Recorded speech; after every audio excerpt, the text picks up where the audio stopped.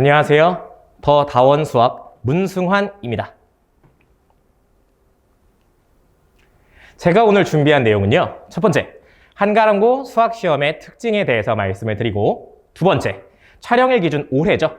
2022년 1학년 1학기 수학 중간고사 시험을 분석해 볼 겁니다.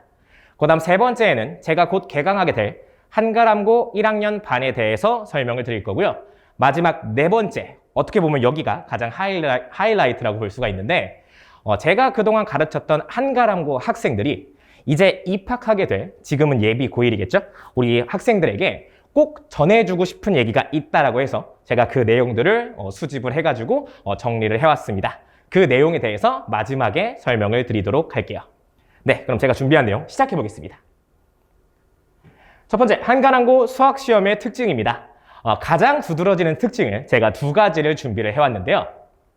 첫 번째는 서술형 문제가 굉장히 독특하다라는 겁니다. 앞에 보이는 표는 최근 3개년 동안 1학년 1학기 중간고사 수학시험에 출제되었던 시험을 유형별로 제가 분류를 해온 표입니다. 우리가 주목해야 될 부분은 가장 오른쪽에 있는 서술형 문항입니다. 앞에 표를 참고해 보시면 알겠지만 서술형 문항의 개수가 굉장히 적습니다. 2문제나 3문제 정도 출제가 되는 걸 확인할 수 있는데 중요한 건 점수를 한번 보시면 굉장히 높은 배점을 차지하고 있다는 걸 알 수가 있습니다. 실제로 한 문제당 10점의 배점을 가지고 있는 걸 확인할 수 있어요. 객관식이나 단답형은 평균을 내봤을 때 대략 4점 정도의 점수를 갖는 거랑 비교를 해본다면 서술형 문제 한 문제당 굉장히 큰 점수가 배정되어 있구나 라는 걸 우리가 확인을 할 수가 있겠죠. 요게 첫 번째 특징입니다. 그 다음 두 번째, 모의고사 기출 변형 문제가 출제가 된다라는 건데요. 올해 기준으로 먼저 말씀을 드릴게요. 1번부터 13번까지가 객관식이었는데 1번부터 10번까지는 아무래도 평이한 난이도가 되겠죠. 그래서 이 부분보다는 이 고득점을 결정하게 될 11번부터 13번까지가 굉장히 중요한 문제라고 할 수 있는데 그 문제들이 굉장히 모의고사 기출 변형 문제가 굉장히 자주 출제되었다는 걸 확인할 수가 있어요. 일단 살펴보도록 하면 왼쪽에 있는 사진은 19년도 1학기 중간고사 문제입니다. 역시나 그 전해 기출 문제인 6월 1학년 모의고사에 출제되었음을 우리가 확인할 수가 있어요. 다음 사진을 보시면 역시나 19년 중간고사 문제고요. 이거는 조금 더 전이에요. 16년 9월 1월 모의고사에 출제되었던 문제를 비율을 조금 바꾼 그러한 문제임을 확인할 수가 있습니다.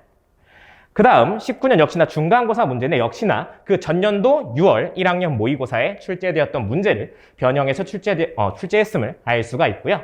20년으로 넘어가 보도록 할게요. 20년 1학년 1학기 중간고사 문제입니다. 다른 문제는 조금 전형적인 문제들이에요. 예를 들어서 1번 같은 경우에는 그냥 근의 공식 활용하는 그러한 문제고요. 그 다음에 괄호 2번 같은 경우에는 중근을 갖기 위한 A 값의 합을 구하는 문제니까 단순하게 판별식은 0이다로 학생들이 가볍게 풀었을 겁니다.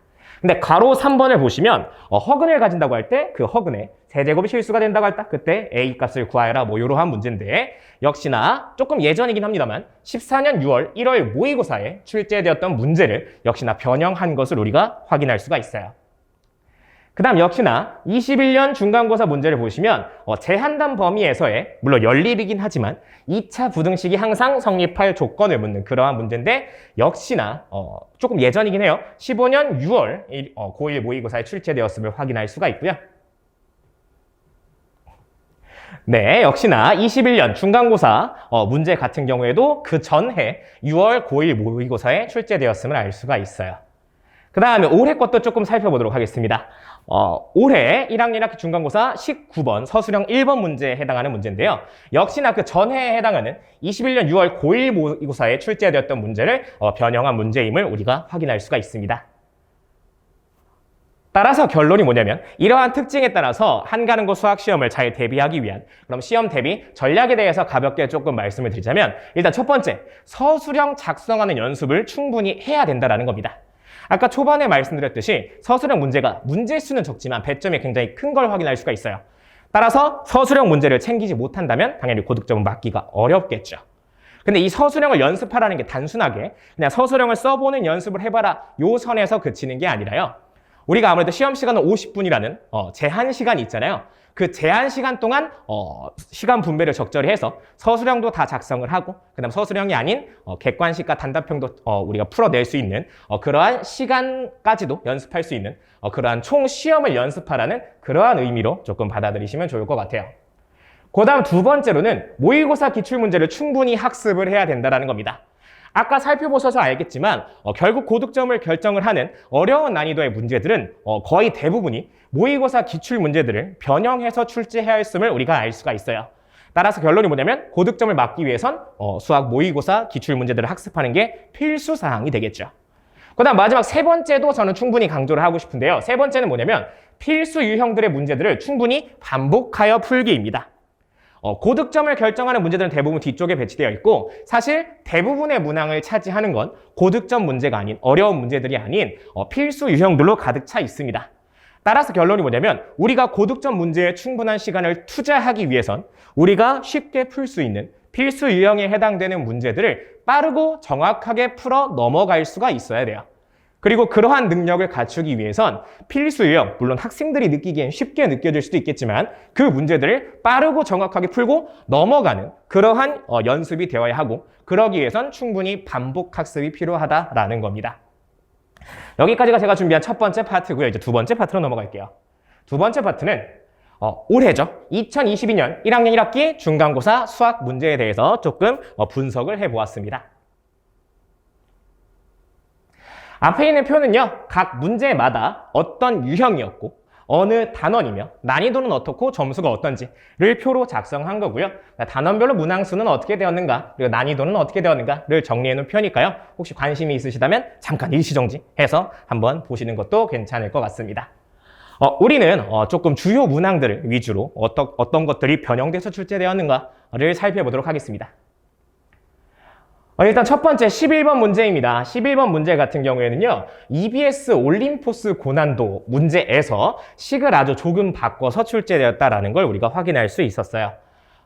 바뀐 점이 있다면 문제집에서는 3차 다항식에 대한 얘기를 했지만 실제 시험 문제에서는 4차 다항식으로 바꿔서 차수가 조금 올라갔으니까 큰 차이는 없겠지만 난이도가 약간은 상승했음을 볼 수가 있겠죠. 다음 문제입니다. 12번 문제인데요. 4차 방정식이라고 단순하게 쓰여 있긴 합니다만 홀수차가 없는, 즉 짝수차와 상수항만 존재하는, 즉 보기차식으로 이루어진 4차 방정식의 근에 대한 조건을 해석하는 문제입니다. 역시나 너무나 전형적인 문제라서 일단 가장 대표격에 해당하는 모의고사 기출문제를 가져오긴 했는데요. 이 문제가 아니더라도 너무나 대중적인 문제다 보니까 사실 이 모의고사 기출이 아니더라도 되게 많은 문제집에서 살펴볼 수 있는 그러한 문제였습니다. 그 다음은 중간고사 13번인데요. 2차 부등식과 절대값을 포함하고 있는 부등식 사이를 연관을 시키는 그러한 문제라고 볼 수가 있고요. 일단은 제가 마플 시너지에서 유사 문제를 가져오긴 했습니다만 역시나 너무나 전형적인 문제라서 많은 문제집들에서 찾아볼 수 있는 그러한 형태의 문제라고 볼 수가 있습니다. 그 다음 단답형으로 넘어가서요. 16번에 해당하는 단답형 3번 문제가 이제 복소수 단원 문제죠. 거듭 제곱을 활용해서 우리가 i를 거듭 제곱을 하게 되면 일정한 주기로 반복되는 걸 확인하는 그러한 문제인데요. 역시나 모의고사 기출 문제였음을 우리가 확인할 수가 있어요. 그 다음에 18번 문제입니다. 연립 2차 방정식의 근의 조건에 대해서 물어보는 그러한 문제고요.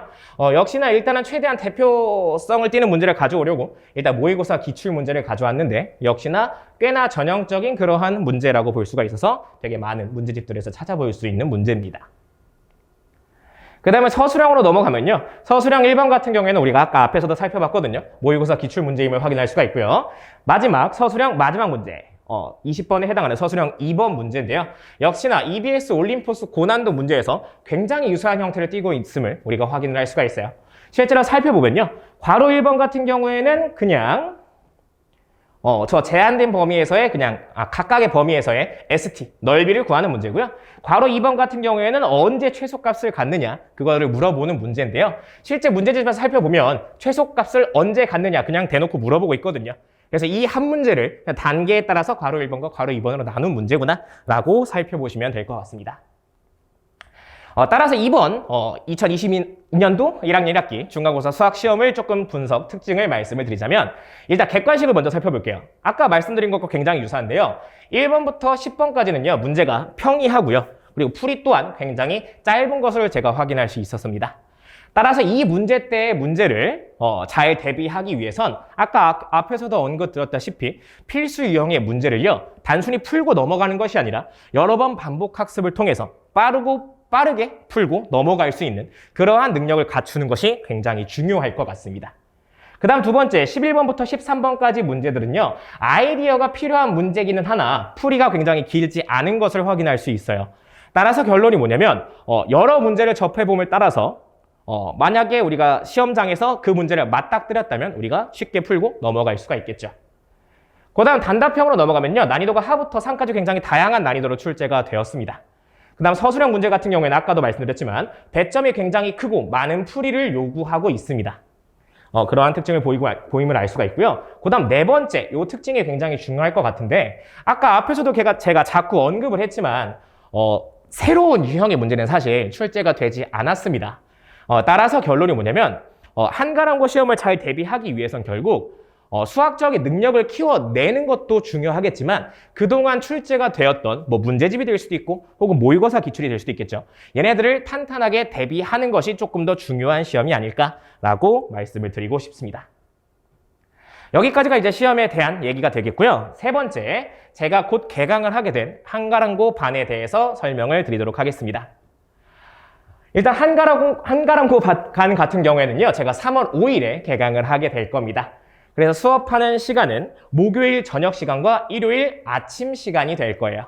그리고 두 수업일 중에서 목요일 같은 경우에는요. 고1 스카이반, 고등학교 1학년 다른 연합반이 제가 있거든요. 그 반과 합반하여 수업을 진행하게 될 예정입니다. 이틀 중에 하루를 합반해서 진행하는 이유가 뭐냐면 학교별 반은 되게 장점과 단점이 뚜렷합니다.